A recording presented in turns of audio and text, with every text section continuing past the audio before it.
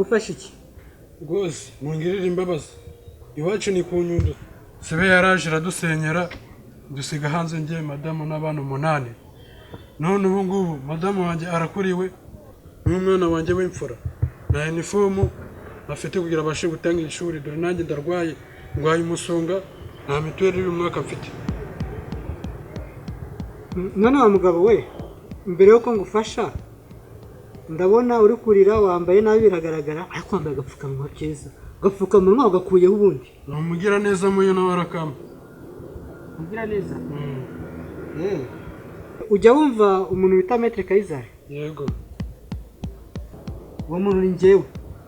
Ndi Iteka Kayizari, handi umwigisha amategeko ya rubanda. Nkaba inzobere, inararibonye, umuhanga mu mategeko y'igenamajwi, amategeko y'umuhanda, amategeko n'amateka, amategeko ya Musa, nk'uko yayaherewe ku musozi wa Sinayi.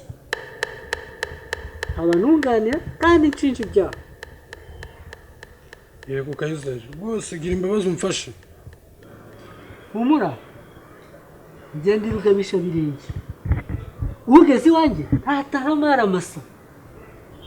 Yego rwose Kayizari, niyo kaba kambaro cyangwa uturayi dore n'abana banje bagiye kwicwa n'inzara. Ndabyumva neza. Umushinga wawe waba warigeze kuwandikisha mu rwego rufitiye ububasha kandi ufite TIN number? Umugabo ushumije nta bushobozi mfite. Ibyo byo kumvya imishinga niki? Niba ntacyo wamarira sawa urabeho. Garukano. Kigaragara umushinga wawe wakoze inyigo nabi. Ushobora kunyereka action plan y'umushinga wawe, ukanyereka feasibility yawo,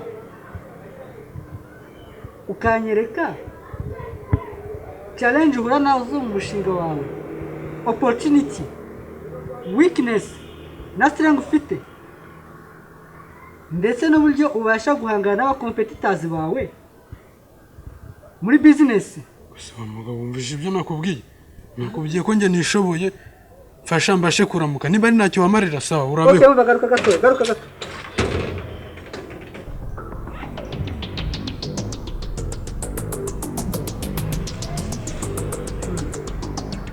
Ino dokima yariho adresse zanjye zose, nimero za telefone, number, account mbitsamo, adresse yaho nkorera ibintu byose.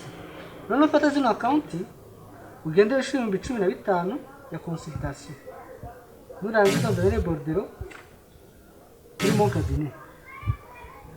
Nuhagera ndagufasha kwiga umushinga wawe neza no kuwutegura ku buryo projet yawe yaba successful.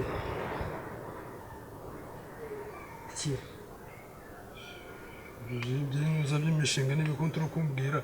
Nge nakubwiye ko nje kugusaba iki ubufasha. Fasha mbashe kubona amaramuko. Nta n'amafaranga namake ufite. Habe ni. None se waba ukoresha mobile money? Nta telefone ngira. Niba udakoresha mobile money waba ukoresha mobile banking wenda? Oya. Ngo wenda guhereza ubwo bufasha bwawe wifuza? Nta telefone ngira.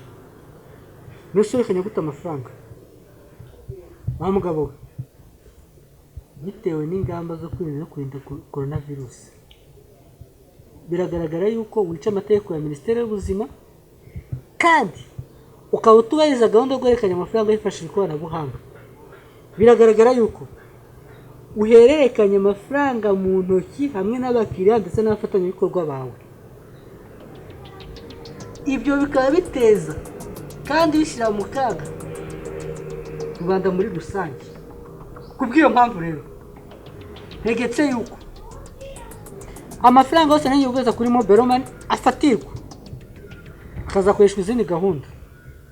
Ikindi kandi ndakumenyesha ko icyemezo gifashwe kuri uyu munsi tariki ya 2 Nzeri 2020.